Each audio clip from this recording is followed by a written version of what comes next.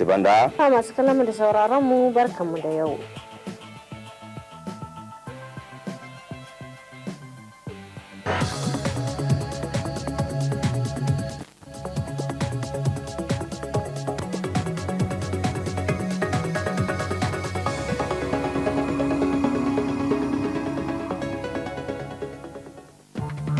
Le président de la République, Issoufou Mahamadou, sera l'hôte des populations des Inders. Ce sera le mercredi 15 octobre prochain. À cet effet, le maire central de la ville lance un appel à la mobilisation pour un accueil de grand jour au chef de l'État. Depuis ce matin à Niamey, des assises d'un séminaire sur le financement du terrorisme, un séminaire organisé par la cellule nationale de traitement des informations financières, CENTIF. Début également ce matin des travaux d'un atelier de réflexion et d'échange sur l'exécution des peines, atelier organisé à l'intention des magistrats et greffiers des différentes juridictions du pays, les Échos, dans ce journal. Mesdames, Messieurs, bonsoir et merci d'être avec nous pour cette grande édition d'information sur la télévision Dounia. Le président de la République, chef de l'État, effectue tôt ce matin une visite sur le chantier de construction de la voie ferrée. Il s'agit pour le président Issoufou Mahamadou de s'enquérir de l'état d'avancement des travaux sur le dit chantier. Le point avec Ima Seyou. Constater de visu l'état d'avancement des travaux de la construction de la voie ferrée, voilà l'objectif de cette visite de terrain du président de la République Issoufou Mahamadou, accompagné pour la circonstance par le ministre de l'Équipement, le ministre d'État à la présidence et le ministre directeur de cabinet. À l'issue des différentes étapes, le président de la République, satisfait du niveau d'avancement des travaux, a néanmoins déploré quelques problèmes constatés. Il a instruit les premiers responsables à mettre les bouchées doubles afin d'honorer leur engagement et faire en sorte qu'ils se rendent à Dosso via le train le 18 décembre prochain. Le plus important pour moi, c'est de fixer l'objectif et de demander à l'entreprise d'aller vers la réalisation de l'objectif. C'est ça qui compte. Mon objectif, c'est que le 18 décembre, je puisse me rendre à Dosso avec les chefs d'État du Conseil de l'Entente qui sera là parce qu'on aura un sommet du Conseil de l'Entente le 17 décembre et le 18 décembre, on doit aller ensemble par train entre Niamey et Dosso. Le ministre de l'Équipement a rassuré que les différents problèmes décelés seront résolus dans les plus brefs délais, même s'il fallait travailler 24 heures sur 24. Les problèmes techniques, comme vous le voyez, on avait commencé avec des rails, les traverses en bois. Aujourd'hui, donc, nous venons de visiter une unité de fabrication de traverses en béton. Donc elle va venir régler un certain nombre de problèmes parce que amener les traverses en bois de Kamnaï au Cameroun jusqu'ici, vous savez, ce n'est pas une chose aisée. Et présentement, nous avons deux unités de production, une à Dosso et une à Niamey. Et je pense que ce problème est en voie d'être réglé. L'autre problème, c'est le problème de traversée de certaines agglomérations que nous connaissons. Et nous sommes à pied d'œuvre, comme vous le savez. En tout cas, dans pareil cas, nous sommes à pied d'œuvre pour que ces problèmes soient réglés. Et d'ores et déjà ce matin même, nous avons tenté de régler un certain nombre déjà de problèmes, de traverser dans certains villages qui se posent. Et je pense que dans peu de temps, ce problème sera derrière nous. L'autre problème, comme je l'ai dit, c'est le problème d'organisation. Et le problème d'organisation, comme vous venez de l'entendre avec son Excellence, Monsieur le Président de la République, nous a demandé de revoir entre le ministère et l'entreprise et Bolloré, et le groupe Bolloré, pour trouver une solution rapide à ce problème. C'est un problème d'organisation. Nous allons nous asseoir et maintenant caler les fréquences dans une situation telle que nous puissions travailler 24 sur 24. Et avec cet aménagement, nous pensons que nous serons en mesure, en tout cas, d'être à Dosso dans les délais. Cette visite témoigne de l'intérêt combien important que le président de la République accorde à la réalisation de ces vieux projets qui est en train de devenir une réalité. Et puis, comme je l'annonçais tantôt en titre, le président de la République, Issoufou Mahamadou, sera l'hôte des populations de Zender le mercredi 15 octobre prochain. À cette occasion, le maire central lance un vibrant appel en vue d'un accueil de grand jour au chef de l'État. Occasion pour moi de m'adresser encore à ma population, à la population de la ville des Zender, et pour lui annoncer une très bonne nouvelle. Et cette bonne nouvelle, c'est l'arrivée à Zender le 15 octobre donc, 2014 de son Excellence Alhaji Issoufou Mahamadou, président de la République du Niger, chef de l'État. Le président de la République va venir à Zender le 15 pour lancer les travaux, la construction de la route qui va de Zender, passant par Magaria jusqu'à la frontière nigérienne. Et nous savons très bien aujourd'hui ce que la route représente dans l'économie d'un pays, mais aussi dans le raffermissement des liens entre le peuple. Qu'est-ce qu'il y a de plus louable aujourd'hui que de remercier le président de la République et de lui réserver un accueil très chaleureux, un accueil digne de son rang. Parce que nous savons très bien que la population des Zender est une population qui est très accueillante, parce que nous savons très bien que l'accueil que le peuple, la population des Zender va réserver au président de la République, va être un accueil exemplaire, un accueil plein de chaleur.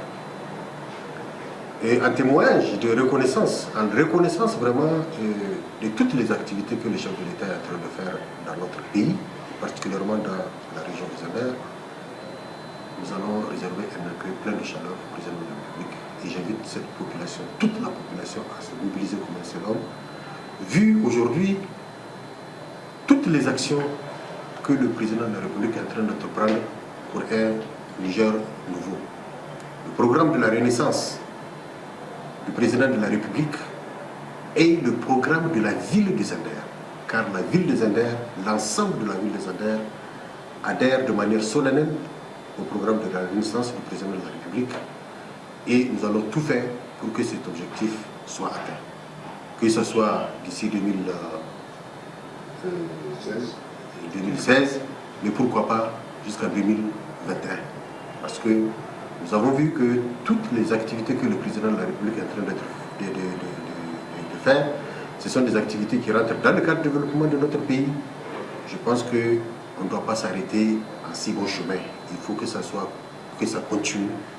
Il faut que nous apportons tout notre soutien, que ce soit de manière sur le plan intellect, sur le plan physique. Il faut que nous apportons tout notre soutien au président de la République pour que sa mission d'homme d'État, sa mission d'homme qui aime le pays, qui aime le Niger, que cette mission soit accomplie. Le journal La Cellule nationale de traitement des informations financières a initié ce matin un séminaire sur le financement du terrorisme. D'autres précisions dans ce compte-rendu signé Alimatou Abdou. Le projet Contribution de l'Office des Nations Unies contre la drogue et le crime, ce séminaire qui se tient sur le financement du terrorisme se veut un cadre d'échange sur les stratégies de lutte contre ce fléau et son financement. Un séminaire organisé à un moment où notre pays est encore frappé par la énième fois par les attaques terroristes. Le terrorisme a pris aujourd'hui des proportions inquiétante. La communauté internationale, dans sa réaction, a vite compris que l'un des moyens efficaces pour combattre ce fléau, c'est bien de lui couper ses sources de financement. Vous conviendrez toutefois avec moi que la traque de l'argent du terrorisme n'est pas une tâche aisée. Les acteurs doivent toujours concilier prévention, détection, coopération interne et internationale ainsi que répression. Ceci nécessite détermination et audace, mais aussi beaucoup de clairvoyance. Cette rencontre sera également l'opportunité pour les partenaires techniques et financiers d'approfondir leur approche dans le dispositif de lutte contre le terrorisme et notamment son financement. Les cellules de renseignement financier sont des acteurs essentiels de chacun de ces angles d'approche, vu leur positionnement institutionnel central dans les dispositifs de lutte contre le blanchiment de capitaux et le financement du terrorisme. Elles préconisent des poursuites judiciaires à l'endroit de ceux qui financent le terrorisme et la confiscation de ces moyens de financement. Plusieurs résolutions du Conseil de sécurité des Nations Unies impose aux États de geler les avoirs des personnes et des entités liées au terrorisme. Et enfin, la problématique de la prolifération des armes de destruction massive est venue ajouter une nouvelle dimension aux efforts de lutte contre le terrorisme. Ce séminaire organisé par la cellule nationale de traitement des informations financières du Niger, SANTIF, traduit la ferme volonté des pays de la sous-région, singulièrement notre pays, à éradiquer le financement du terrorisme. Le soutien financier qu'apportent certains États à ces groupes criminels, l'infiltration des circuits financiers internationaux, les raquettes des populations, la prise d'otages suivie des paiements des rançons, la contrebande d'armes, la drogue, des biens de toutes sortes qui alimentent les caisses des terroristes, les alliances entre groupes terroristes se traduisent par l'aide financière des uns aux autres à la formation des terroristes, constituent des menaces graves sur la paix, la sécurité, la stabilité et le développement de nos pays. Cet état des choses oblige les États pour la défense à affecter des parts importantes de nos ressources pour renforcer nos capacités de riposte, somme qui, dans les circonstances de paix, devrait participer à l'amélioration du bien-être de nos populations. Il s'agit d'une question de sécurité collective. Toutes les stratégies dont nous pouvons user pour éradiquer ces mal sont les bienvenues. 2 jours durant, les participants vont échanger et partager leur expérience afin qu'au sortir de ces séminaires, de bonnes pistes soient trouvées pour mettre fin à ce phénomène devenu préoccupant. Depuis ce matin au palais de congrès de Niamey, des travaux d'un atelier dit de dissémination de la Convention africaine sur la cybersécurité et la protection des données à caractère personnel. L'objectif est de sensibiliser les acteurs pour lutter contre la cybercriminalité en Afrique. Omar Hamma. Ce présent atelier de dissémination de la Convention de l'Union africaine sur la cybersécurité et la protection des données à caractère personnel vise à lutter contre la cybercriminalité en Afrique de l'Ouest. Un atelier initié par l'Assemblée des régulateurs des télécommunications de l'Afrique de l'Ouest en collaboration avec l'Autorité de régulation des télécommunications et de la Poste, ARTP. Notre conviction est que la lutte contre la cybercriminalité ne peut être efficace que lorsqu'un accent particulier sera mis sur le renforcement de la coopération inter-États afin de prévenir, poursuivre et punir les cyberdélinquants. Dans cette perspective, les autorités nationales de régulation du secteur des TIC ont un rôle éminent à jouer. C'est le lieu de réaffirmer la disponibilité de l'ARTP à participer à toute initiative conjointe avec les institutions sœurs de la sous-région et du monde. Le secrétaire exécutif des régulateurs de télécommunications de l'Afrique de l'Ouest a saisi l'occasion pour rappeler le rôle des différents acteurs, notamment sa structure dans la lutte contre ce fléau. Aujourd'hui, notre institution sous-régionale est renforcée et positionnée comme une organisation leader dans le secteur des télécommunications en Afrique de l'Ouest. L'ARTAO, notre institution d'intégration sous-régionale, joue pleinement son rôle central d'accompagnement des initiatives pour le développement des infrastructures et services de télécommunications en Afrique de l'Ouest en particulier et dans toute l'Afrique en général. Dans son discours d'ouverture, le ministre des Postes, des Télécommunications et de l'économie numérique a souligné l'importance de cet atelier. La cybercriminalité est l'une des nouvelles formes de criminalité et de délinquance dont les conséquences peuvent être particulièrement graves pour notre sécurité collective, pour nos économies et pour nos citoyens. Il est donc de la responsabilité légitime de l'État de s'assurer que les services offerts via les réseaux de communication électronique le soient en toute légalité et dans les conditions de sécurité optimales, étant entendu qu'en la matière, il n'y a pas de sécurité absolue. 3 jours durant, les participants seront outillés sur les enjeux et les défis de la Convention de l'Union africaine sur la cybersécurité afin de lutter efficacement contre la cybercriminalité qui peut être particulièrement grave pour la sécurité collective, l'économie et pour les citoyens. La haute autorité de lutte contre la corruption et les infractions assimilées, ALCIA, organise depuis ce matin un atelier de réflexion et d'échange sur l'exécution des peines organisé à l'intention de magistrats et greffiers des différentes juridictions du pays. Le dit atelier est financé par l'ambassade des États-Unis au Niger. Le compte-rendu de Seni Maikido Jibril. Il s'agit pour la haute autorité de lutte contre la corruption et les infractions assimilées ALCIA d'échanger avec les magistrats et greffiers des différentes juridictions du Niger sur l'exécution des peines à travers cet atelier. Un atelier financé par l'ambassade des États-Unis au Niger qui continue à s'engager ainsi aux côtés de la justice nigérienne. Nous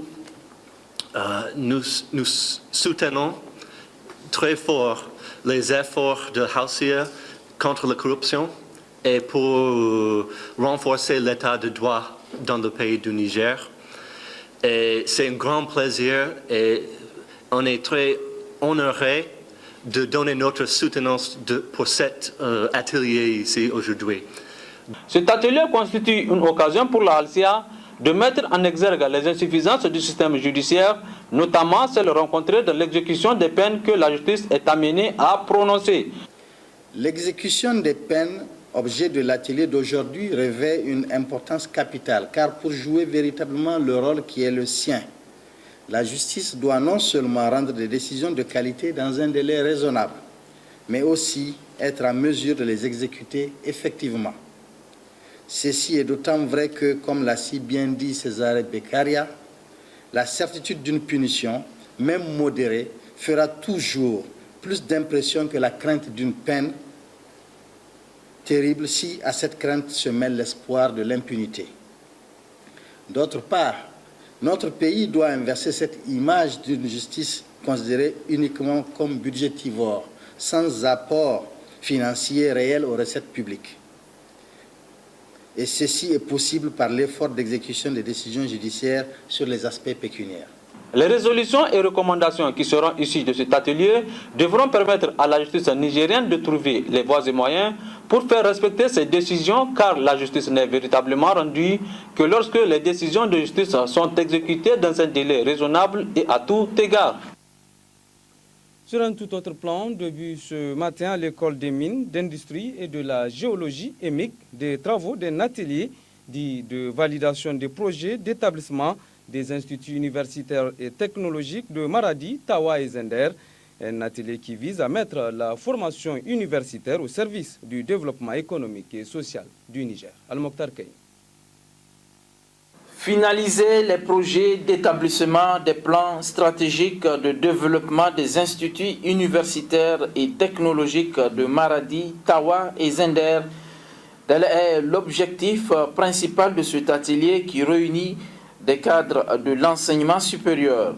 Occasion saisie par le recteur adjoint de l'université Abdou Moumouni de Niamey pour souhaiter la bienvenue aux participants avant de revenir sur l'intérêt du dit atelier. Depuis 2012, les unités de Maradi, Zender et Tawa ont bénéficié d'un appui de l'association des directeurs d'IUT français pour l'identification des activités prioritaires et contextualisées à mettre en œuvre dans le but d'élaborer les projets d'établissement des UIT, donc un outil indispensable au pilotage de ces instituts.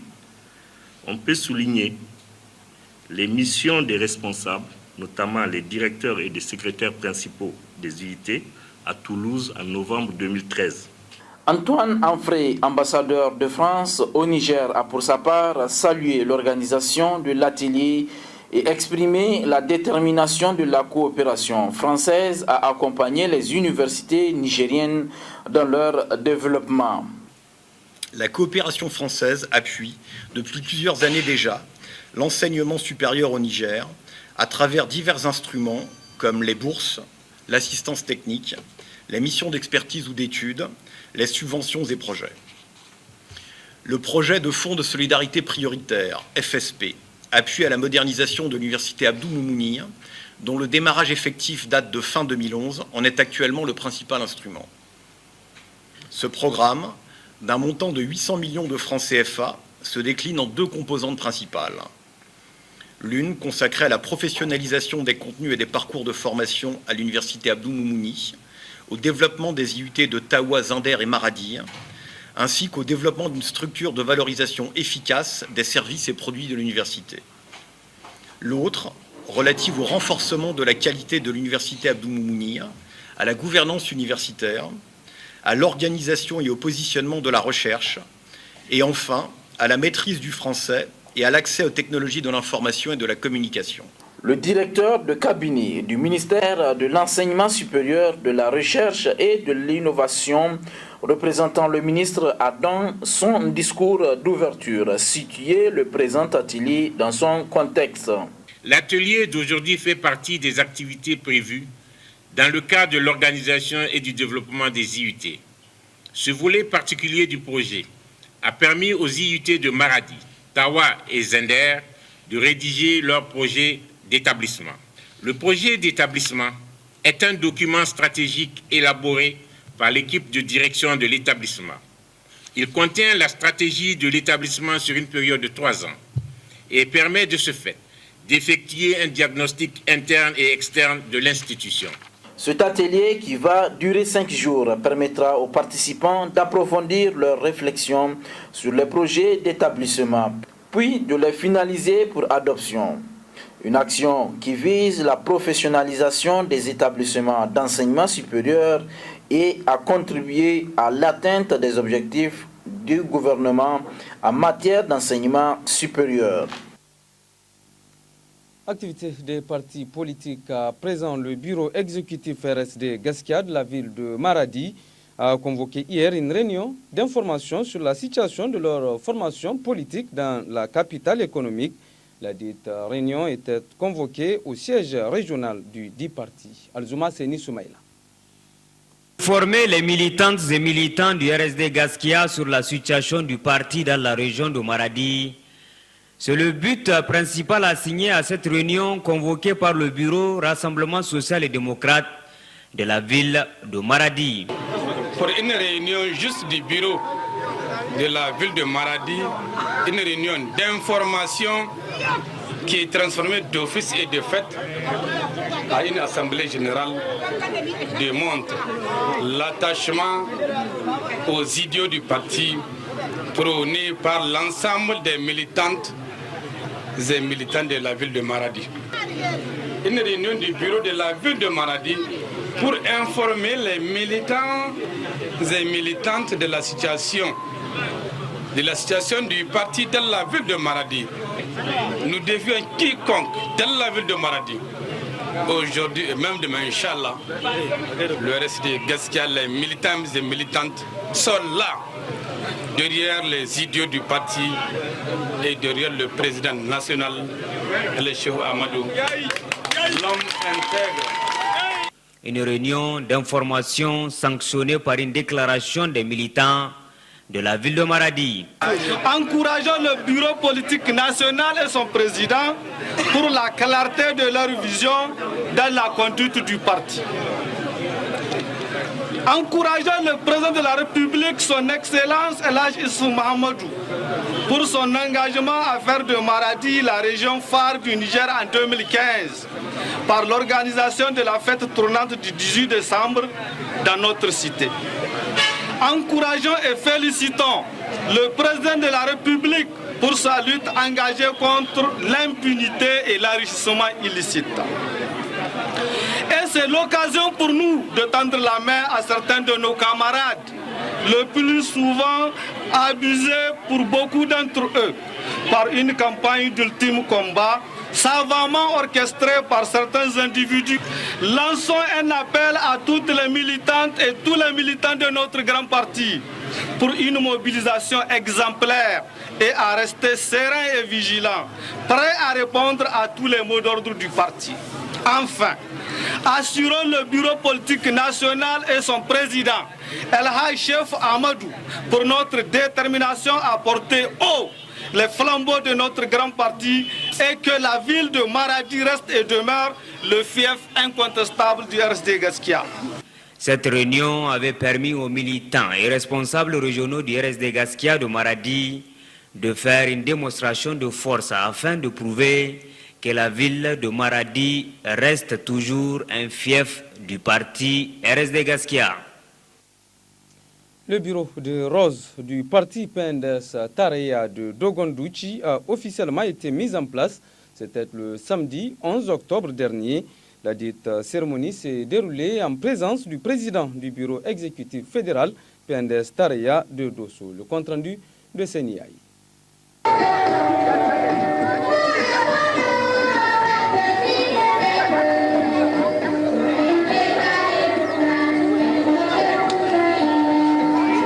C'était d'abord le président de la section qui prend la parole pour remercier les militants ainsi que les initiateurs de la cérémonie, puis vient le président de la section. Quant au président du bureau exécutif fédéral, il a non seulement encouragé les initiatives, mais a attiré l'attention de ces jeunes à la cohésion et plus de persévérance.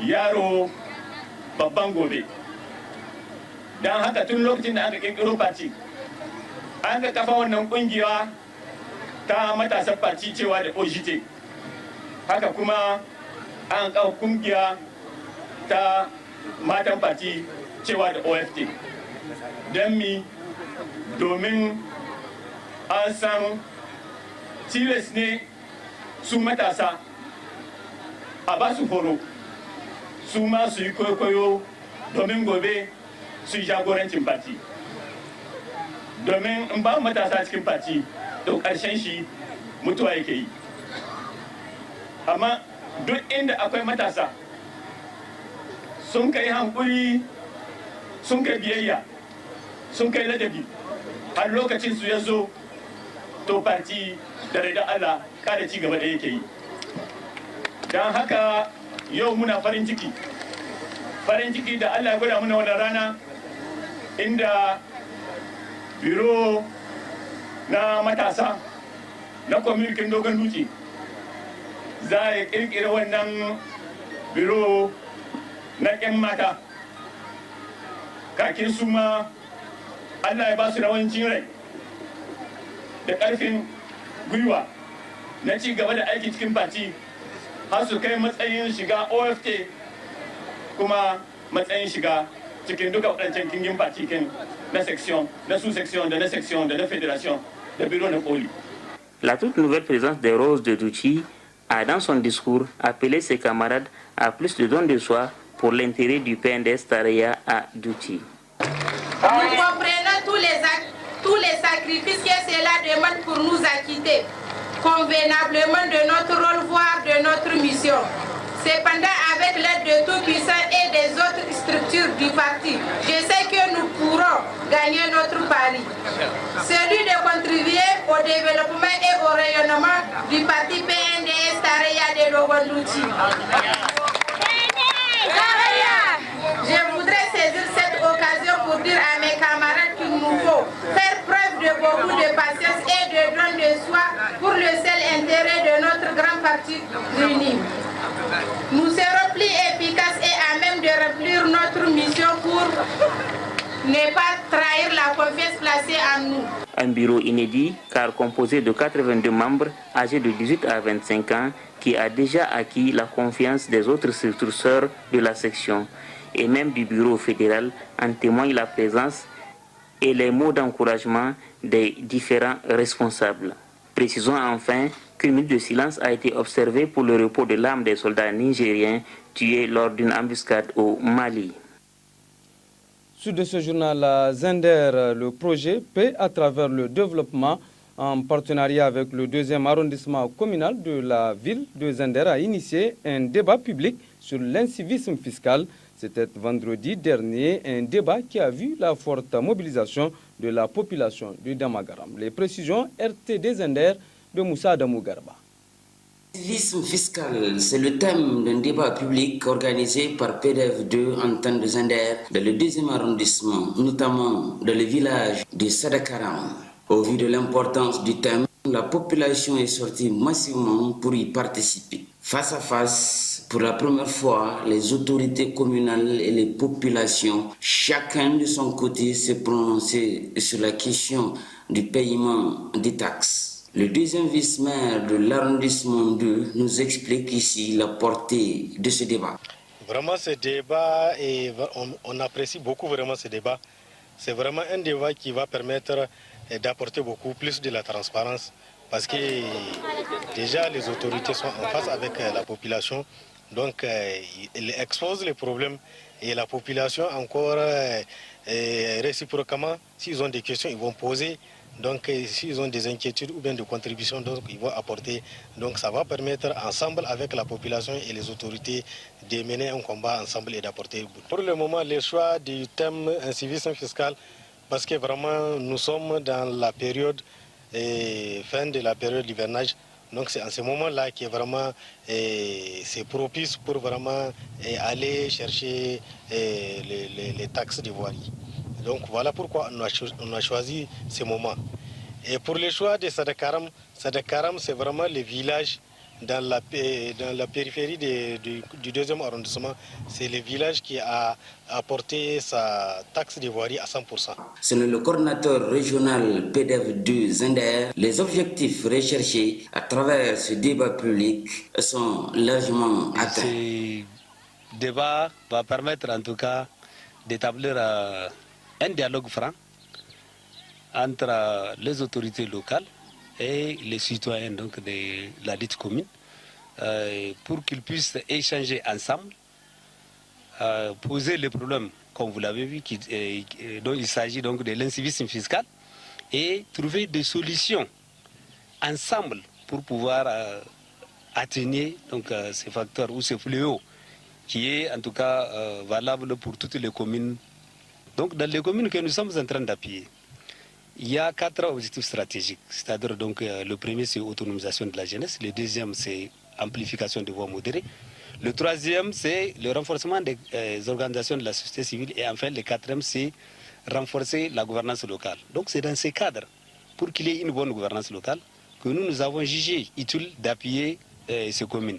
Et ces communes ont choisi aujourd'hui, parmi tant d'autres, donc les thèmes, incivisme fiscal qui est un problème récurrent donc aussi. Ce débat public organisé à la commune 2 sur financement de PDF 2 a permis aux populations de mieux comprendre la nécessité pour elles de s'acquitter de ce devoir patriotique. En volet reportage, la mare Tabkinso de Dogondouchi fait la fierté des producteurs maraîchers de la ville. Cette mare permet en effet la production de plusieurs variétés de fruits et légumes. La population souhaite donc le parachèvement des travaux de mise en valeur de la mare débutés l'année dernière. Le reportage est de Seni Yaï. Située à l'est de la ville de Douchi, avec une superficie exploitée de 12 hectares, la célèbre mare Tabkinso attire chaque matin plus de 80 exploitants maraîchers. De la salade laitue aux aubergines, autres choux et carottes, on y produit même des céréales comme la patate douce, l'igname et certaines variétés de sorgho. Galvanisés par le passage successivement de la première dame Malika Issoufou et du président de la République Issoufou Mahamadou, ces exploitants ont osé plus haut avec la production de certains fruits comme la banane ou la papaye entre autres. La digue réalisée a permis la mise en valeur d'1 hectare de retenue d'eau, ce qui a permis à des jeunes de Douchi le développement de la pêche à côté de l'irrigation.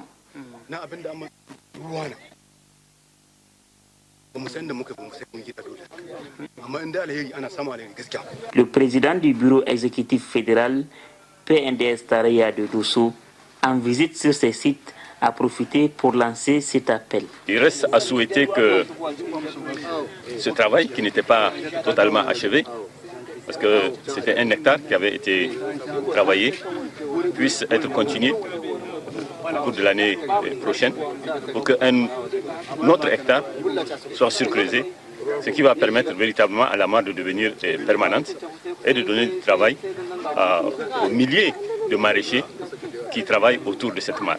Loin du fleuve Niger et grâce à la détermination de ses exploitants et le soutien du régime de la 7e République, Tabkinso l'est déjà, une preuve sûre de la réussite de l'initiative 3N du président de la République dans l'Ariwa.